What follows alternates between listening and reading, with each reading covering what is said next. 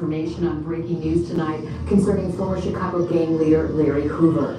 President Trump commuted his sentence earlier this afternoon. Yeah, this really came as quite a surprise today and raises a lot of questions, including why now and also what comes next for Hoover. Our investigative reporter Chuck Gowdy is here taking a much closer look at this. Chuck? Steph and Allison, President Trump tonight cutting loose Larry Hoover from multiple life sentences. Federal law enforcement officials say Hoover was and is a top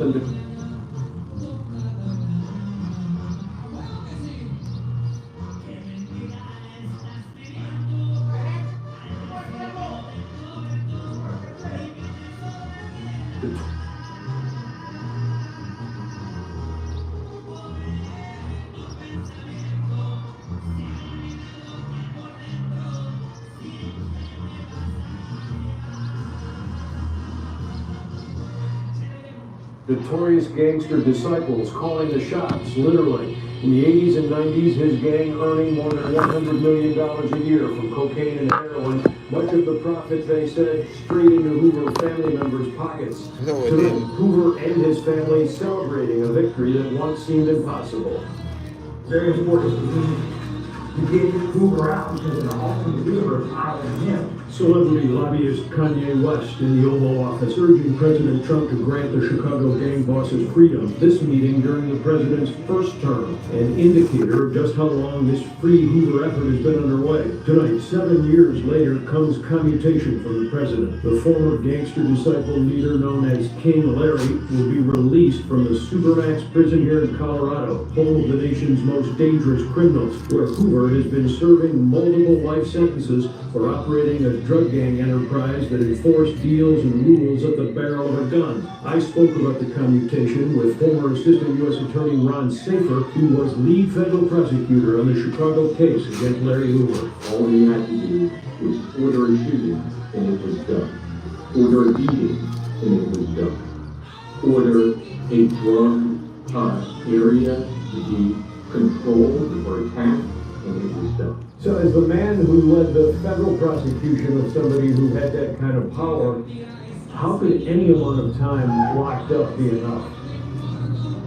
It's difficult, Chuck, to say that there's any amount of time for this crime. This man was the undisputed leader of the largest monolithic gang that this nation has ever known. The gang had at its peak 30,000 members in 28 states. And so tonight, Larry Hoover supporters wait to see the reverse of this video. The last time Hoover was incarcerated in Illinois nearly 3 decades ago, he turned over to federal authorities. When Hoover is turned back to state authorities here, he will also go back into state prison, where he is to resume a 200-year sentence for murdering a gang rival in 1973. That, however, is a case in which he's eligible for parole, so it may just be a matter of time before Larry Hoover is indeed back on the streets, but no one expected him ever to walk again. How quickly that happens depends on how fast the 74-year-old Hoover can get a parole hearing on his state of Illinois convictions and whether Governor Pritzker might serve up a commutation as President Trump did today. No, the governor's office has not responded to NBC Chicago regarding that possibility. We'll wait and see.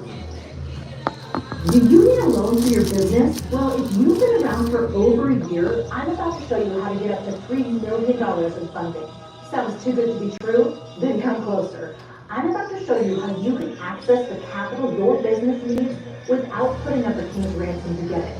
You don't need a $100 million business. You don't need to spend weeks filling out paperwork. And you don't need to pay sky-high interest rates. All you need is a business that's older than 12 months and makes at least $200,000 in revenue per year. Check it out. Every single day, thousands of business owners across the country get loans to expand their operations, hire new staff, or purchase new equipment. That's billions of dollars in funding available to help small and medium-sized businesses like yours. You can get up to $3 million in your account by tomorrow. And that's why we created My Business Loan Companion. My Business Loan Companion is designed to help business owners like you get the funding you need quickly and easily. With My Business Loan Companion, you get fast loan approvals. Money can be in your account by tomorrow. Flexible repayment terms that work with your cash flow.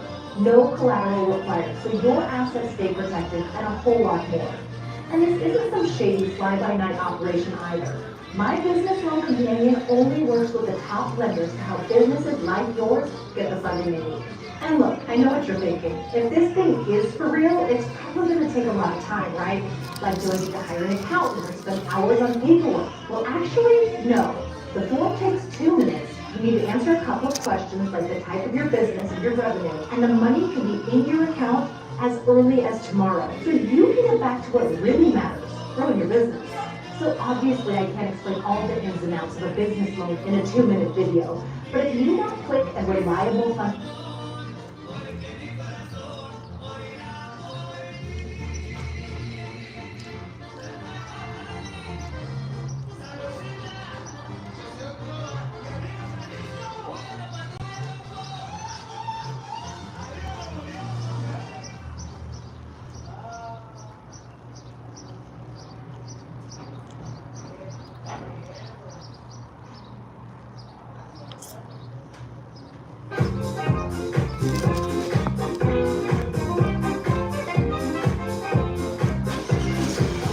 One of Chicago's most notorious gang leaders is trying again to get out of prison early.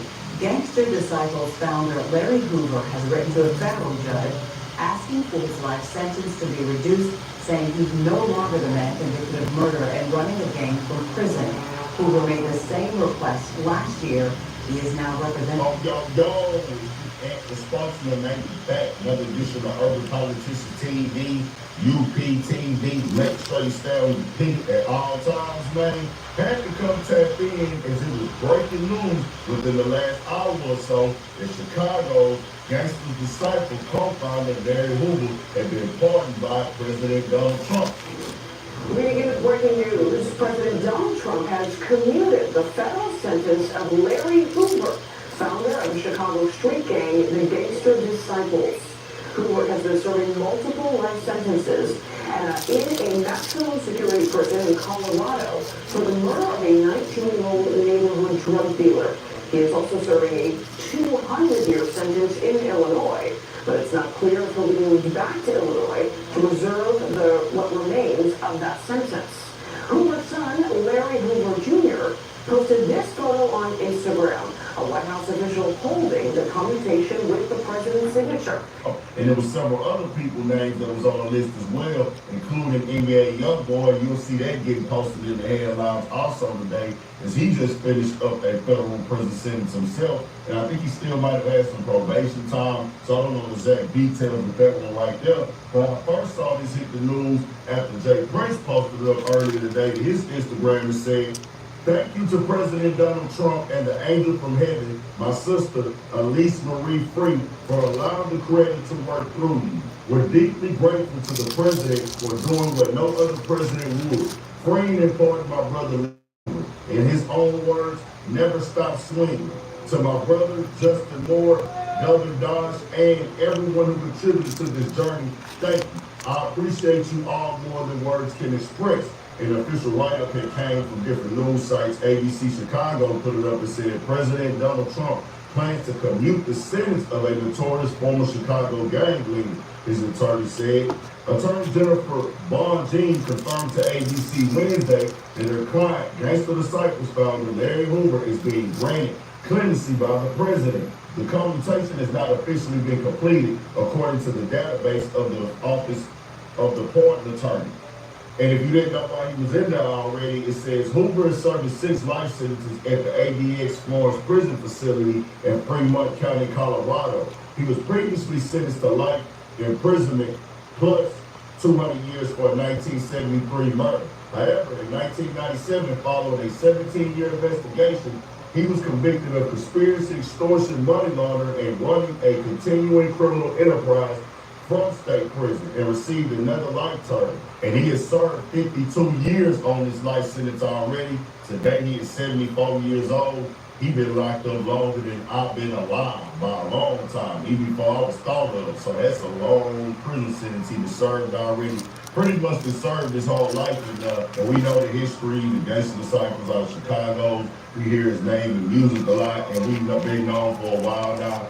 Jay Prince is a close friend and associate of his as well. Has been working and directly hands-on with his pardon and releasing things like that. And Donald Trump granted it to him today. So that's been breaking all over the timeline and stuff. Now, he has made it clear that he has no association with Gangster Disciples or GDs at all. He's been pushing that for years. I'm not running this organization. I have no ties to it. I have no connection to what is going on outside, because you see the reputation with Gangster Disciples and everything in Chicago and other gangs like that. So those things have most definitely played a role in how he's being viewed inside the courtrooms and the boards and meetings to get him released from prison and things like that. So seeing this happen under this Trump act, this is a new pardon situation he's done. We've seen him grant pardons to other people within the culture and the community as well. And there's a lot of people that get pardons through the Trumps.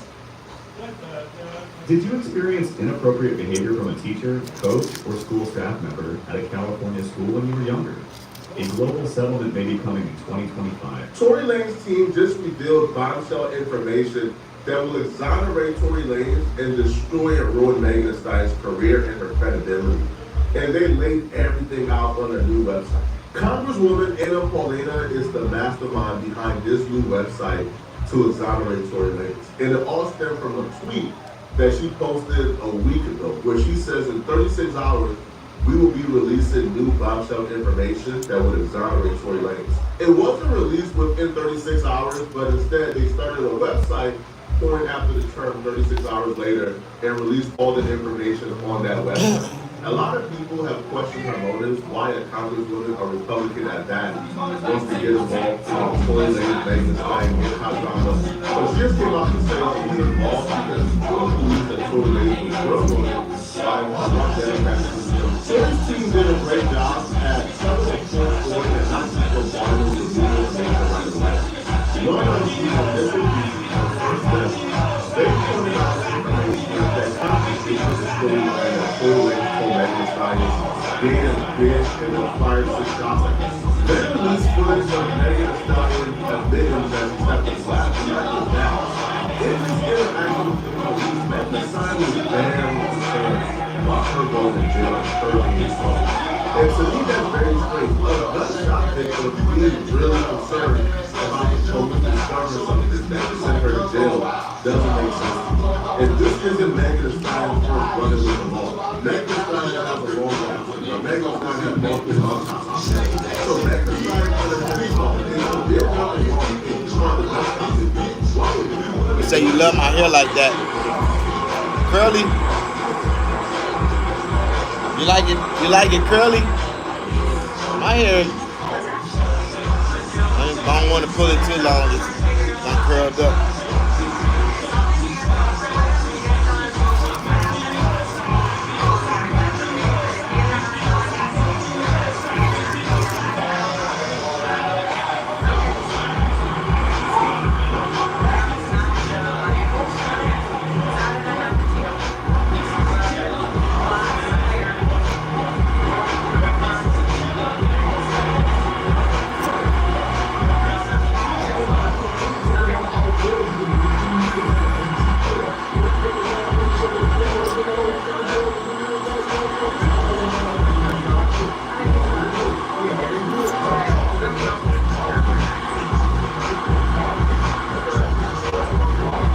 She was also very concerned about her image and how this story makes her look. The storyline of getting super drunk and how to get her out, trying to fight colleagues, fighting your best friend.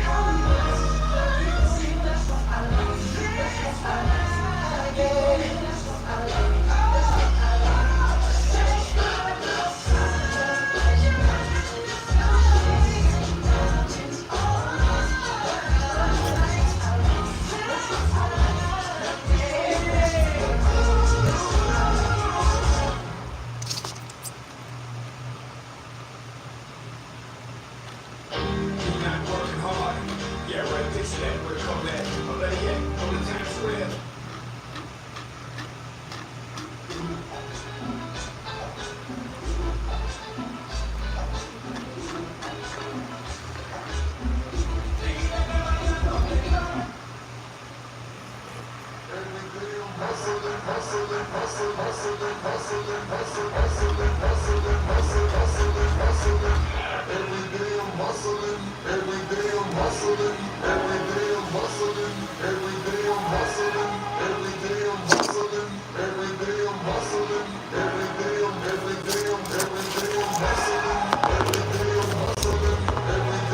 up, Satika? Every day I'm hustling. Every day I'm hustling. Every day I'm hustling. Hustling. Hustling. Fucking boss. Ross.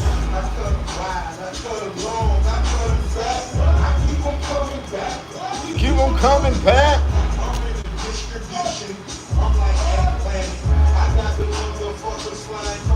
Atlantic. Noriega.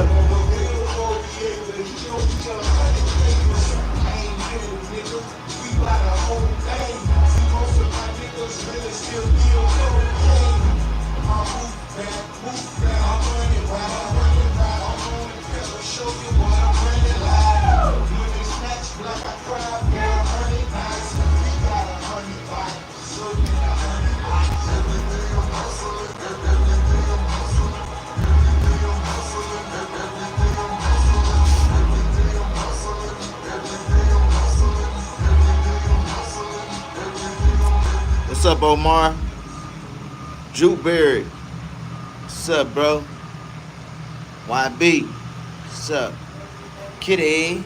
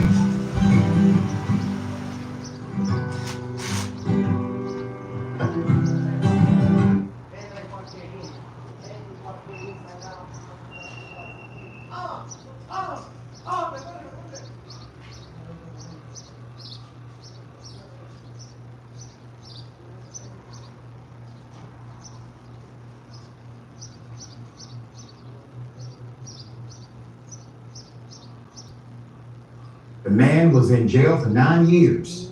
Put up the picture full mask. I'm going to explain the background here. Per reason, a Texas jury on Tuesday convicted Marvin Guy of murdering a local police officer in a case that challenged no-knock raids against one's right to self-defense. We've been here before. This is a much older case with a recent outcome. Guy who waited in jail for over 9 years. Now that is an important number, an important fact. When you have a slam dunk case, a prosecutor does not wait 9 years to prosecute you. Okay? So he was in jail for 9 years before his trial. Alleged he mistook the killing police detective, Charles Dinwiddie, for an intruder. After a SWAT team in 2014 smashed his bedroom window and tried to break into his home with a battering ram at about 5:45 a.m. It was a drug raid. Okay? The panel declined, however, to convict him of capital murder. That was on the table. They said no. And instead opted for murder, meaning they did not agree, at least not unanimously, that Mr. Guy knew he was shooting a law enforcement officer. If he knew, you gotta think about the logic here, keep up this graphic. If he knew he was shooting a cop, they would have convicted of capital murder. That is the statute that was on the table. They said no. We don't agree that he knew this was a police officer. The raid was the product of a no-knock warrant, which police pursued in response to a tip that Guy had been dealing cocaine, and which allowed them to break into Guy's apartment without first identifying themselves. I'm going to give you significant details of the incident. May 9th, 2014. Before the sun rose, it was still dark outside. About 24 officers arrived at his residence. The team struggled to fully penetrate the door, and their battering ram, something was blocking it from behind. One officer accidentally detonated his stun grenade, accidentally, inflaming what was already a raid rapidly going awry. Guy, who lived in a high crime area, said he was woken up and assumed the police were not the police. He assumed these are criminals trying to break into my home. He had allegedly been on edge about such a situation.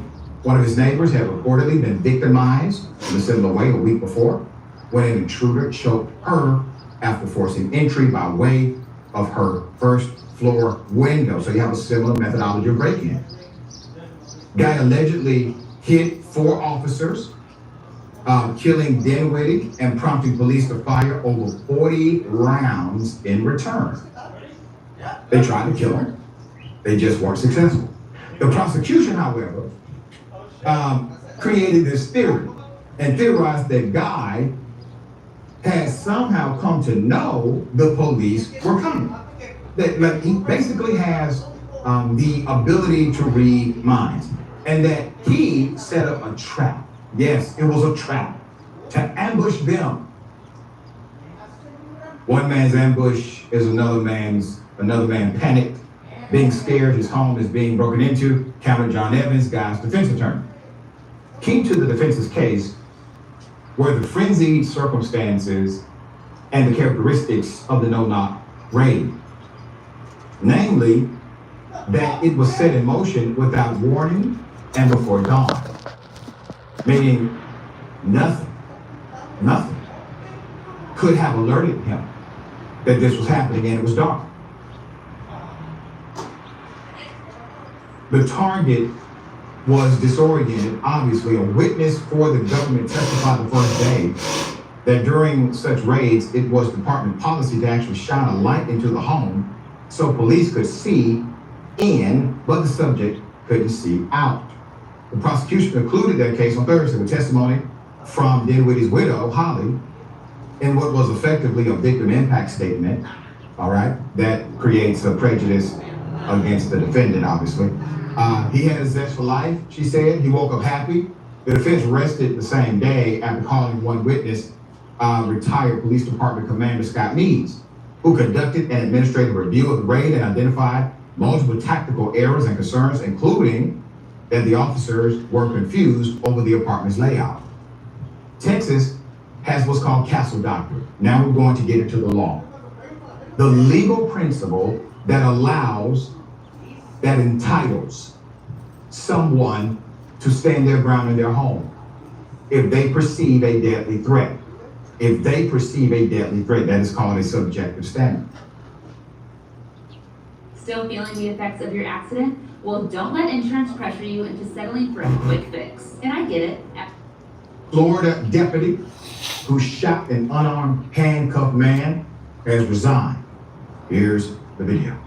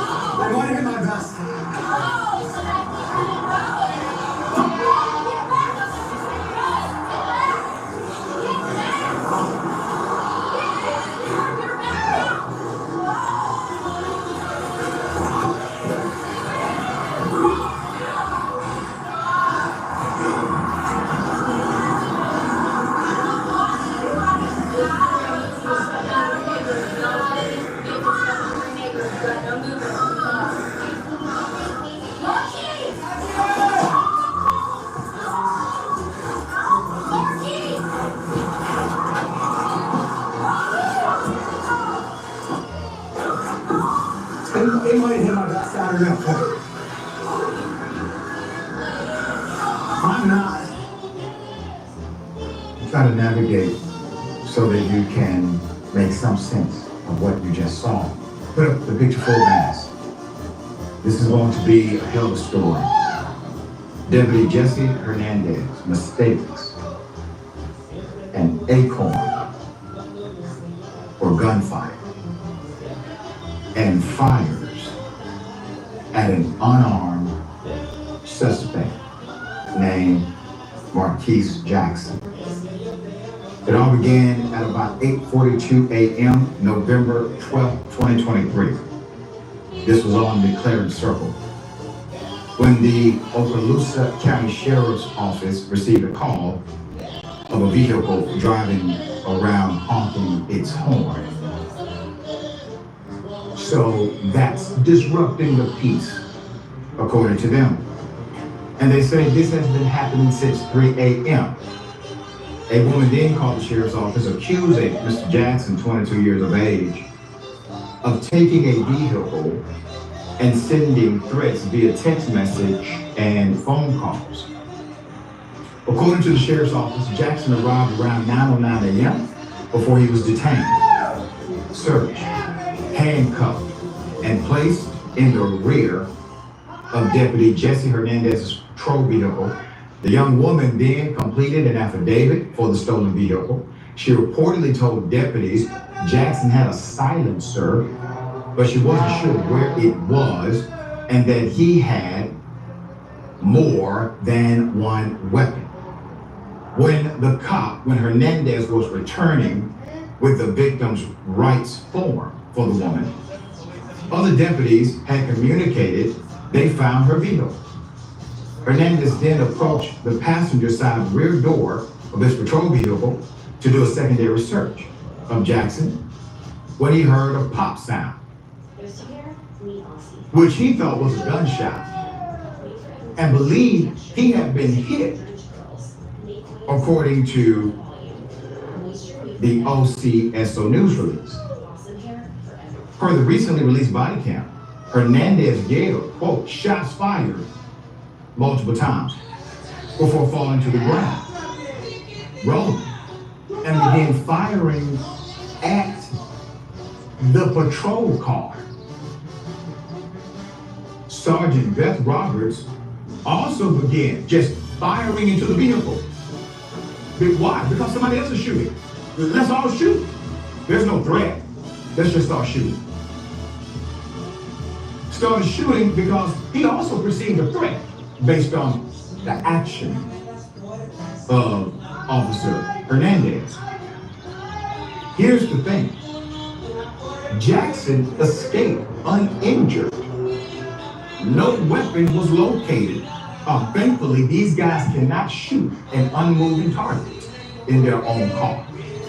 Witnesses said they heard what they thought could have been a muffled gunshot, according to an OCSO news release. 3 News 5 reporters listened to the body camera footage. They did not hear the sound described. They didn't hear a damn thing. They did all kind of amplification, heard nothing.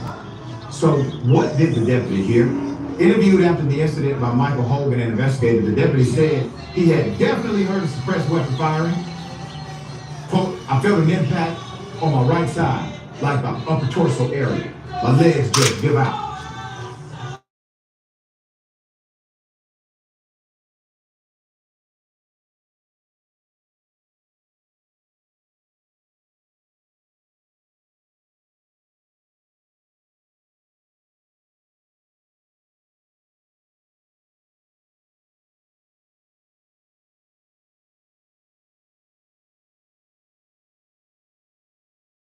Run.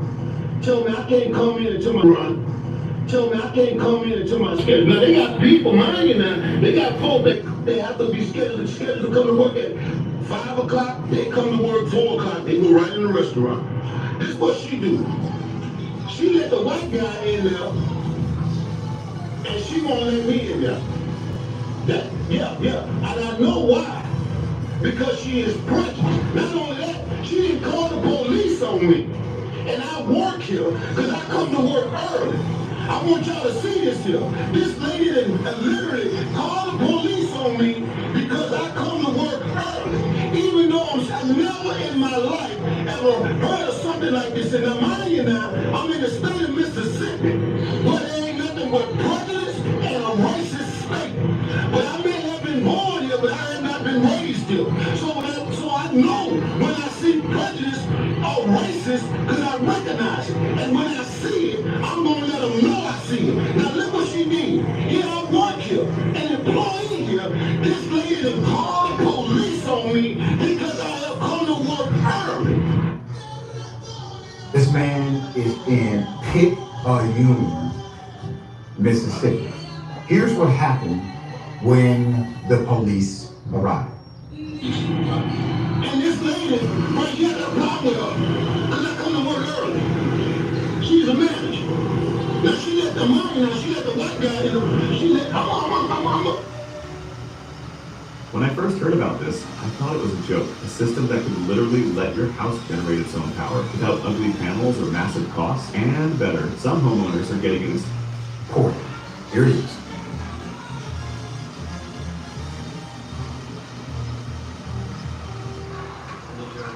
So y'all over there and talk about the news, y'all ask me what y'all need? No, y'all do not. I be sitting right here watching. Nobody asking for us ID. I'm not give you no. I'm going to jail. Can I provide my ID? I'm not giving you my ID. This is ridiculous. Hey, turn on change lane back. You're under arrest. I didn't put my shoes on. I didn't have to.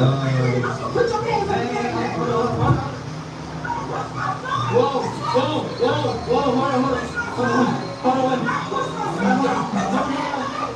Mom, everybody, calm down, please, everybody, please, calm down, please. Mom, everybody, calm down, please. Mom, please. Mom, just give me your ID, Mom, please. Mom, please, calm. Mom,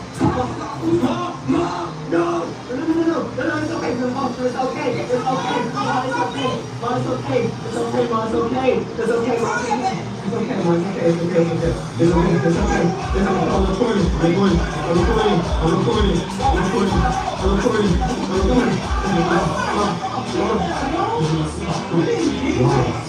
It's okay, Mom, it's okay,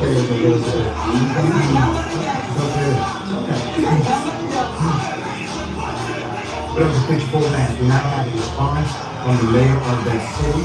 We brought you this first. It was an indisputable exclusive. A few days after our report, the mayor has come out against the arrest and has dropped all charges against Miss Twyla Stallworth. I have some other updates to report. Let's keep that picture up. I want to remind everyone that when the son walked outside with the officer while the officer was illegally arresting his mother, the son said, "Officer, if you don't mind," he was very polite. He said, "Can you let me know what she's being arrested for?" The officer basically cited that she did not produce an ID. The son said, "Well, can I see the statute where that's illegal?" The officer goes into his phone, pulls up the statute, and reads it. And he reads that she did not give him her information, identify herself. The son says, "Wait a minute, that says nothing about identification. It just says she has to identify who she is, not identification." And the context of the statute was misappropriated by the officer, even if that did occur, because it does not apply to a private home. It applies to public places in Alabama. So, as we reported last Thursday, per the press release from the law office of Attorney Harry Daniels in Andalusia, Alabama, and this police department, they came under fire after attorneys for the 40-year-old Twyla Stallworth released that video of Officer Barton, B-A-R-T-O-N, shoving Miss Stallworth onto her couch, forcefully arresting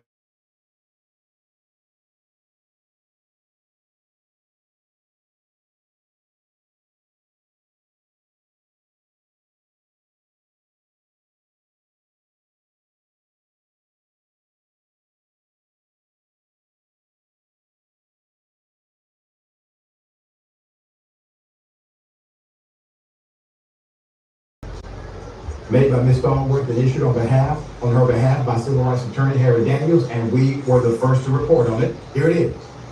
On behalf of the 2025 IRS tax forgiveness now has open enrollment. It's easy to qualify. Get up to 90. I'm not a lawyer, but Rodney Hinton Jr., the Cincinnati man who struck and killed the sheriff's deputy the day after his son was shot and killed by police, he had a bond hearing this morning, and it revealed more information about his background, his defense for this case, and what exactly happened on the day of this incident. So let me catch you up. First of all, there was some chaos as Rodney was walking into the hearing, but the video quality is not the best, so just bear with me, but watch and listen to this.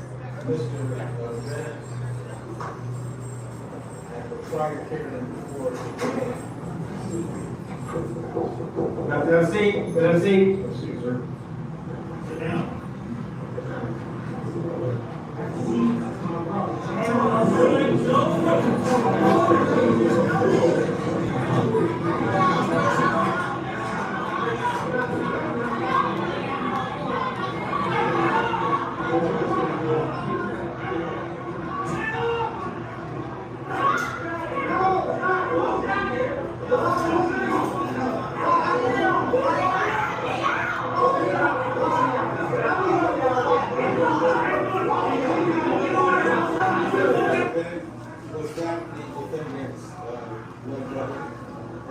Not to my knowledge, Your Honor, no.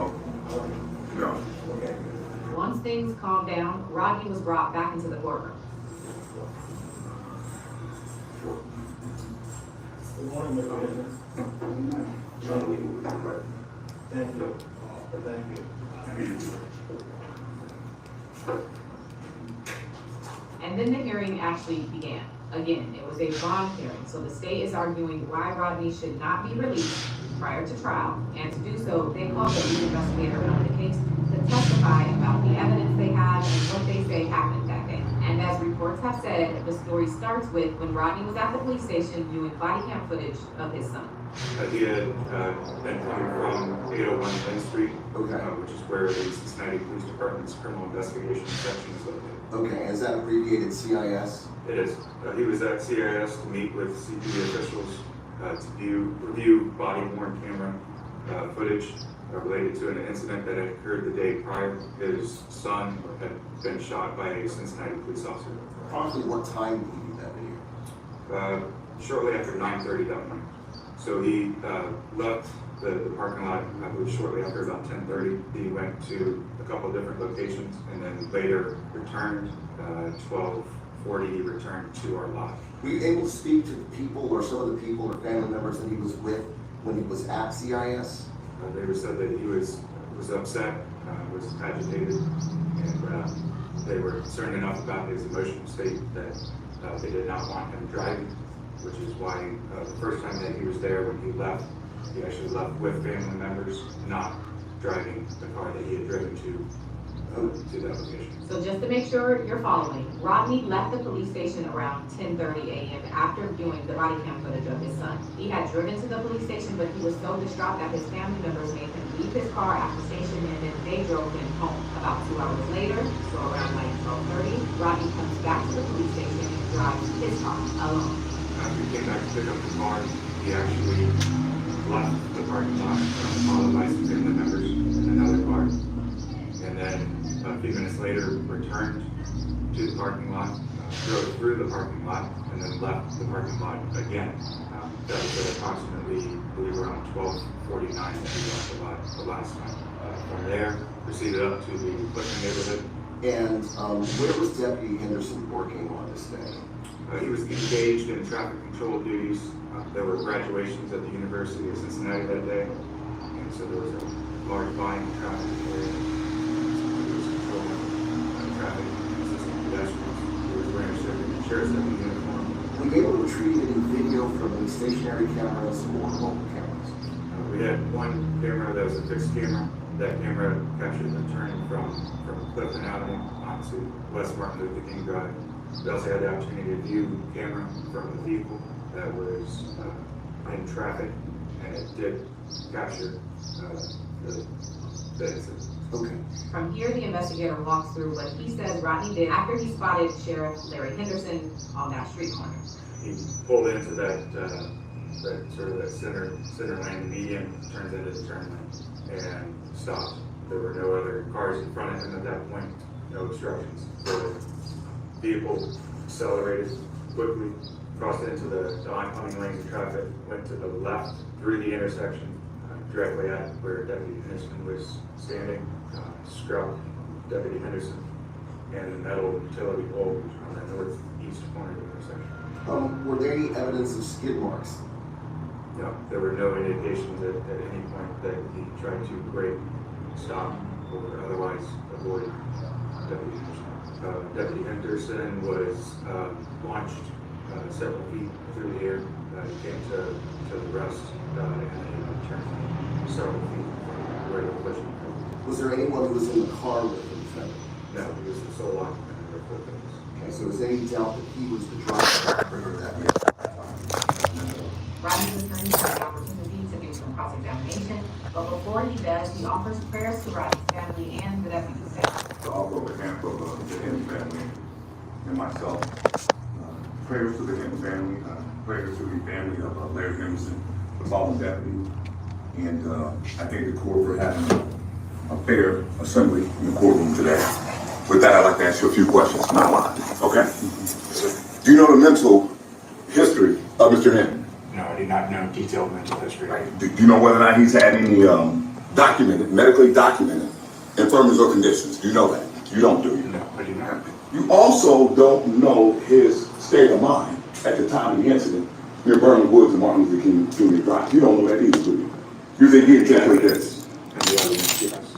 Are you familiar with acts of someone that's not in their right mind when they commit a criminal act? Acts of, you okay with that? Okay. You don't know whether or not he was in his right mind at the time that he encountered Deputy Henderson. I'm gonna object again, Your Honor. Well, Asked and answered a couple times. It's a different question. So one of the factors with respect to the Ohio Revised Code and detaining a person with no bond is his mental condition. And in making that opinion about whether or not it's intentional, you need to know the mindset or the mens rea of the person that you're claiming intended to do this. Was he in his right mind? That's relevant with respect to your bond determination. Sustaining the objection. I'm not saying that my client didn't try to intend to do this. That's not my position. One more question. You don't know his mindset at the time of the accident. Like I stated previously, with the facts and circumstances surrounding him and leaving our office, he was emotionally distraught and they were concerned about him driving. No further questions, Judge. So it's very clear the defense here is insanity. They're not saying Rodney didn't commit this crime. They're saying he was mentally ill, which may also be why when the judge asked if Rodney wanted to say anything, his attorney very clearly said no. You do recognize that under the statute that the court must allow the defendant to make a statement at this hearing if he wishes. That is my understanding, and that's a right I don't wish to exercise on behalf of my client. I don't want him to speak. Is that right, Mr. Henson? If I died tomorrow, I would want every neuropathy sufferer, including you, to know this. It sounds crazy, but give me 60 seconds to explain. Well, everything you thought you knew about neuropathy is 100%. All right, thank you so much. In closing, the state says that Rodney should be denied bond because he continues to pose a risk to other law.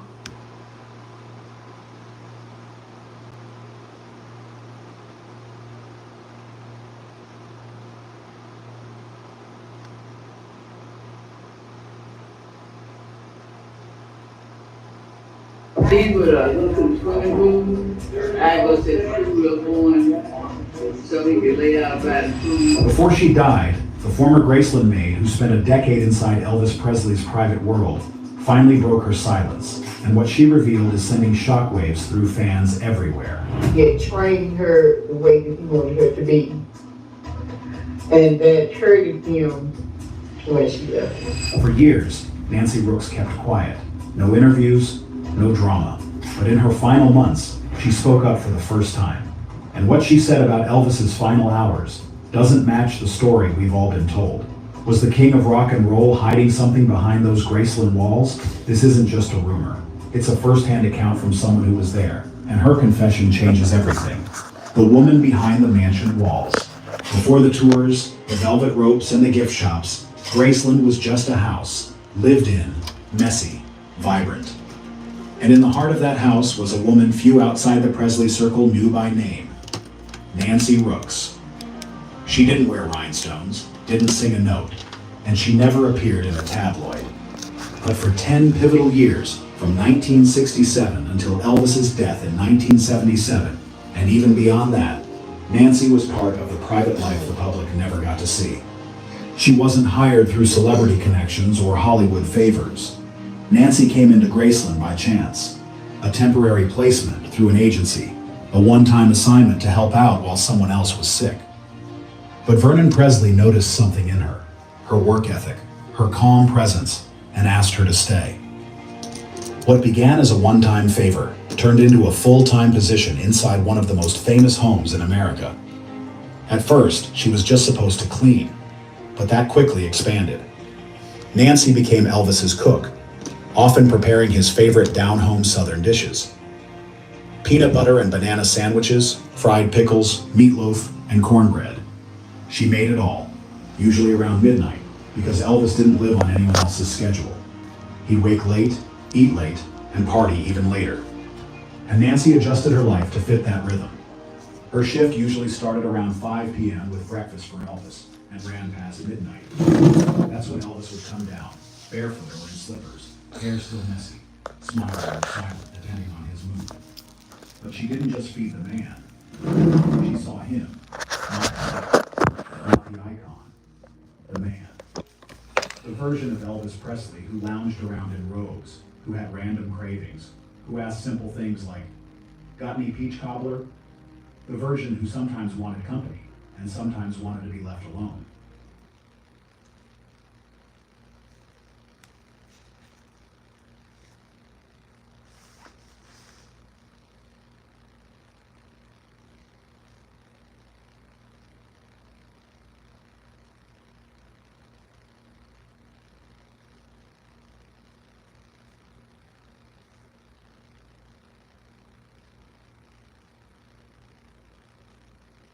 Rare historical photos of Old West you won't see anywhere else. Park 104. Doc Susie Anderson, one of the West's first female doctors, served Colorado's Fraser community for 50 years.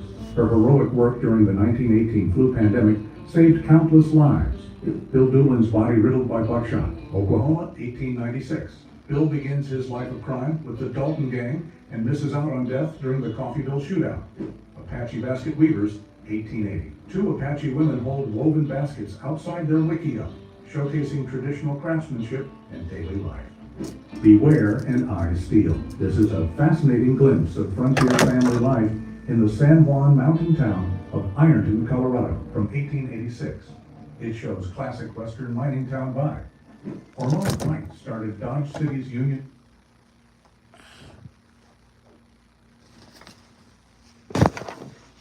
Church in the 1870s.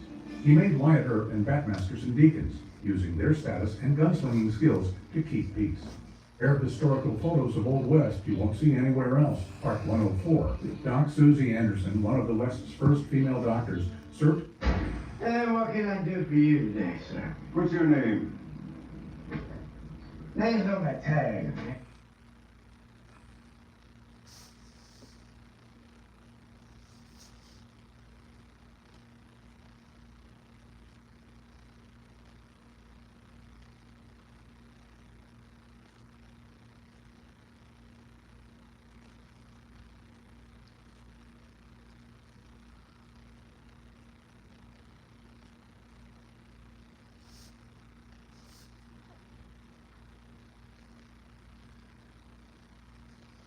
Now we know why Ellen DeGeneres left America.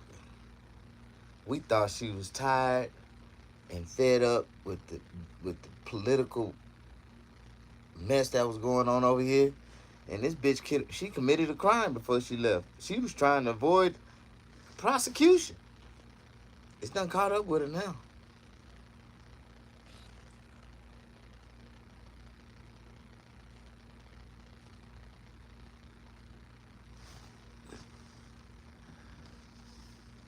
She done got caught up in Diddy.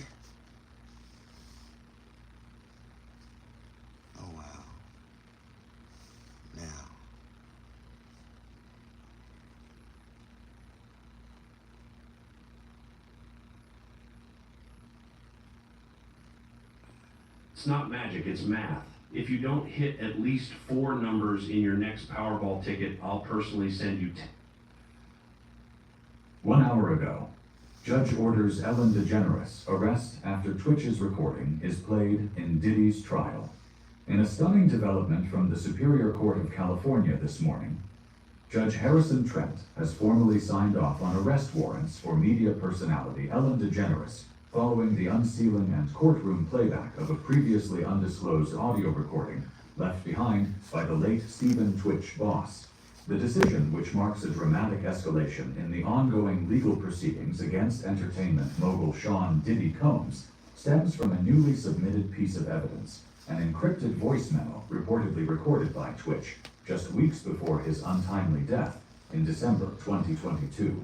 The memo, played publicly for the first time in court yesterday, may reshape what had been publicly accepted as a tragic suicide into something far more complex and potentially criminal. The ramifications were immediate. Legal teams scrambled. Reporters were ushered out and then readmitted. And the judge, stone-faced and composed, took only minutes to authorize a federal arrest warrant against one of television's most influential figures. But what exactly did the recording reveal, and how did it lead to Ellen?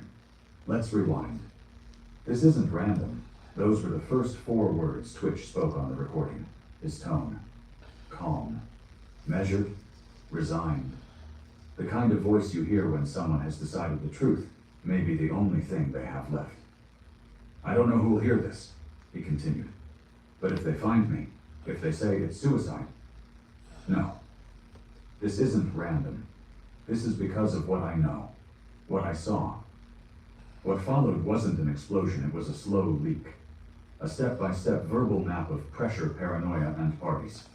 Not ordinary parties, but the kind that start well after midnight in hotel penthouses booked under fake LLCs. The kind of parties that Diddy, who now stands trial on conspiracy and trafficking charges, allegedly orchestrated, funded, and protected. I went with Ellen. She told me to smile, told me everyone in that room was safe.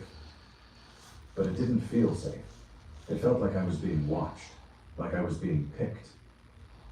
His voice shook, but just once. He never said the word blackmail, but he didn't have to. Stephen Twitch Boss was mourned publicly, globally. A fan favorite for years on the Ellen DeGeneres show, his death in late 2022 was met with candlelight vigils, tributes from celebrities, and a flood of social media grief. Official reports ruled it a suicide. A note was found at the scene, but its contents were never released in full. At the time, authorities said only that the note referenced personal struggles. But as the courtroom listened to the memo, word for word, a different picture began to emerge. In it, Twitch described his growing unease with the circles he was moving in, how his role with Ellen took him deeper into exclusive social spaces where things weren't as they seemed.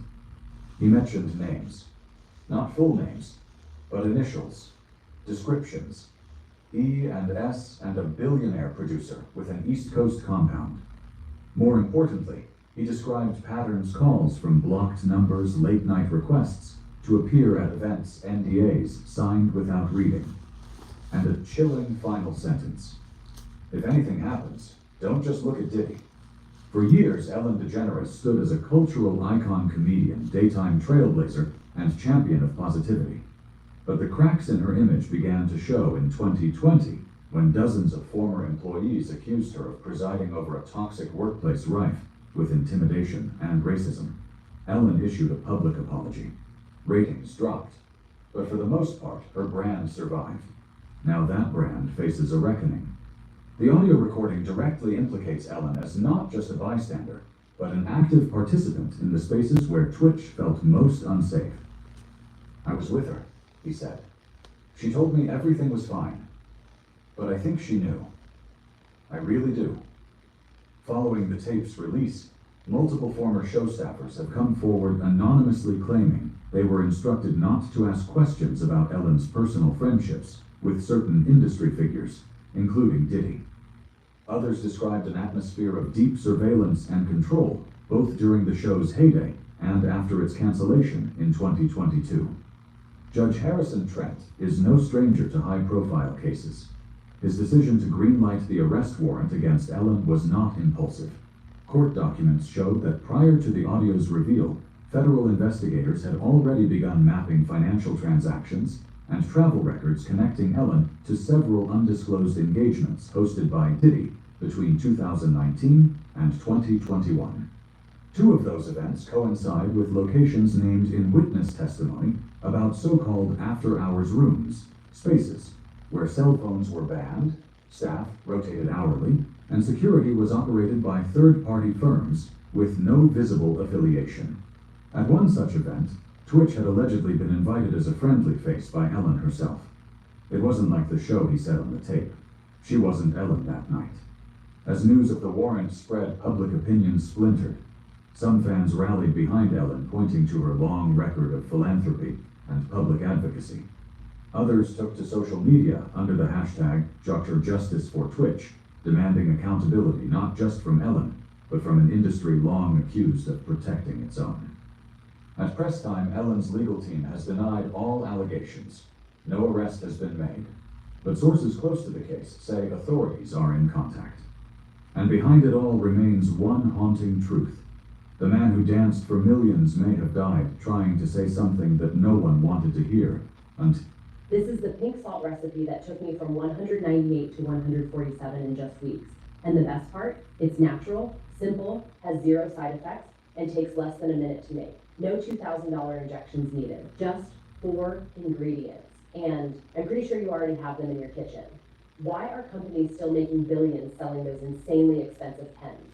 While runway models and over 9,212 American women are already using this natural Japanese homemade recipe to burn fat. Today I'm going to answer that. Oh, wow. And show you how How to y'all make doing? the pink Y'all good? salt trick using just 4 ingredients. Together, I'm doing what they're old 18 folks times more do. powerful than When we Mountain ain't got Dew nothing else to do, but we get 100% bored, we eat, natural we and relax. safe. A month ago, I started drinking 1 I'm glass just of this relaxing. morning trick a day, and I dropped 3 pant sizes in just a few days. My followers are calling it the homemade mounge, but I had to stop. It was the second time that month I had to buy smaller clothes. My doctor Millions may have died trying to say something that no one wanted to hear until now. That haunting.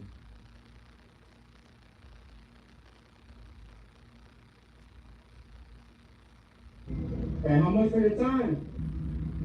120? Well, will you do anything? Nah, but I need somebody to wash my truck. You think you do it for 120? Yeah, in and out. Really? Oh, man. And how much for your time? 120? Well, will you do anything? Nah, but I need somebody to wash my truck. You think you do it for 120? Yeah, in and out. Really? Oh, man.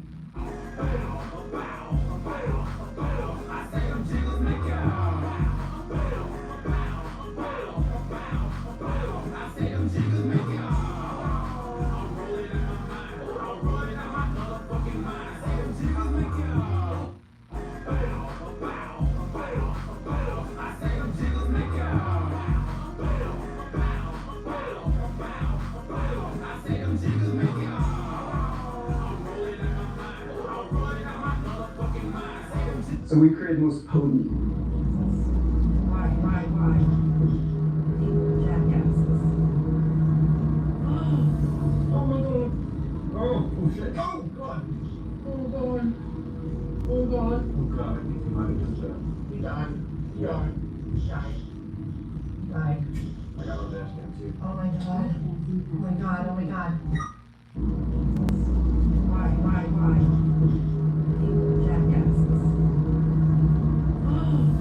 Oh my God. Oh shit. Oh God. Oh God.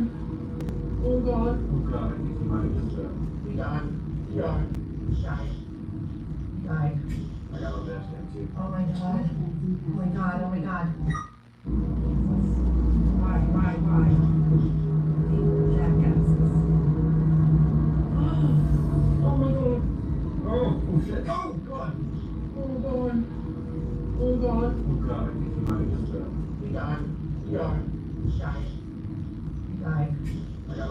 too. Oh my God. Oh my God, oh my God.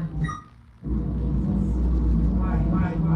We're being engaged by a sniper, so I...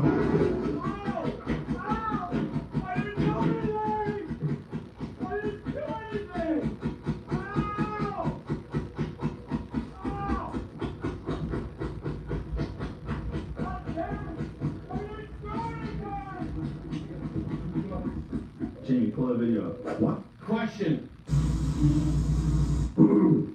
Struggling to enjoy your favorite meals? Missing teeth or uncomfortable dentures can make eating meals a challenge, leaving you frustrated and in pain. Imagine biting into that steak or crunchy salad without ever having to worry again. And with Nubia's permanent teeth in 24 hours, people just like you have regained their ability to eat their favorite foods again. Unlike traditional dental implants that may take up to 10 plus months, Nubia delivers permanent teeth in just 24 hours. Get back to eating your favorite foods fast. Don't wait. Take our 60-second quiz to find out if you may be eligible for Nubia's permanent teeth in just 24 hours.